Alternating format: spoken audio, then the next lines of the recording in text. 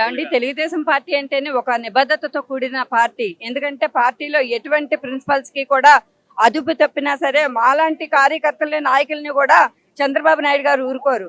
మా లోకేష్ బాబు గారు ఏంటి, చంద్రబాబు నాయుడు గారు ఏంటి, పార్టీకి అనుగుణంగా పార్టీ లైన్ లోనే వెళ్ళమని చెప్తారు. చాలా తెలుగుదేశం పార్టీ అంటేనే డిసిప్లిన్ గల పార్టీ. ఎందుకంటే నిబద్ధతకు కట్టుబడి మేమందరం పనిచేస్తాము. అలాంటి కిరణ్ కుమార్ ని కూడా సస్పెండ్ చేశారు పార్టీలోంచి.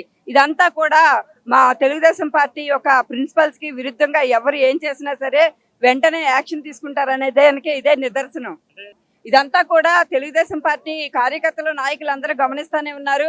ఎందుకంటే తెలుగుదేశం పార్టీలో ఎవరైనా సరే ప్రిన్సిపల్స్ కి వ్యతిరేకంగా, పార్టీ లైన్ కి వ్యతిరేకంగా ఎవరు ఏ చర్యలు తీసుకున్నా సరే చంద్రబాబు నాయుడు గారు, లోకేష్ బాబు గారు దానికి అనుగుణంగా తక్షణ కర్తవ్యం తీసుకుంటారు. వాళ్ళని పార్టీ నుంచి కూడా సస్పెండ్ చేసిన దాఖలాలు అయితే ఉన్నాయండి.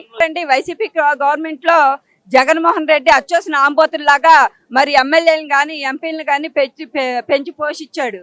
ఎందుకనంటే అధికార కాంక్షతోటి, అధికార మదంతో వాళ్ళు ఎమ్మెల్యేలు కానీ ఎంపీలు కానీ ఎంత విరుద్ధమైన ధోరణి చేశారో పబ్లిక్ అంతా గమనిస్తానండి. అటువంటి నాయకత్వం మా నాయకుల్లో లేదు. అటువంటి నాయకుడు మా నాయకుడు కాదు.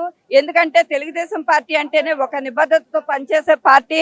ఎందుకంటే రానున్న 35 సంవత్సరాల్లో కూడా రాసుకోండి, తెలుగుదేశం పార్టీ అమల్లోకి వస్తుంది.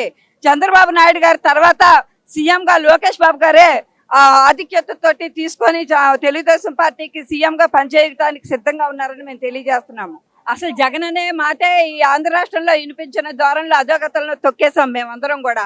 జగన్మోహన్ రెడ్డి పబ్లిక్ ఎంత విరుద్ధంగా పనిచేశాడో, ఎంత ప్రజల్ని ఎంత భయభ్రాంతులకు గురి చేసి పాలన చేశాడు అనేది ప్రజలందరూ గమనించారు.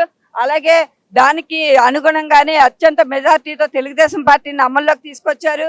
రానున్న 35 సంవత్సరాల్లో కూడా తెలుగుదేశం పార్టీ సుదీర్ఘ పరిపాలన చేయడానికి సిద్ధంగా ఉందని తెలియజేస్తున్నాం కూటమి ప్రభుత్వంతో. మాకు జగన్ గారి ప్రభుత్వం అంటేనే ఎప్పుడెప్పుడు చొప్పు తీసుకొడదాం అని ఉండిందండి. అది అలాగే జరిగిపోయింది. ఇప్పుడు మా లోకేష్ బాబు గారు వచ్చారు.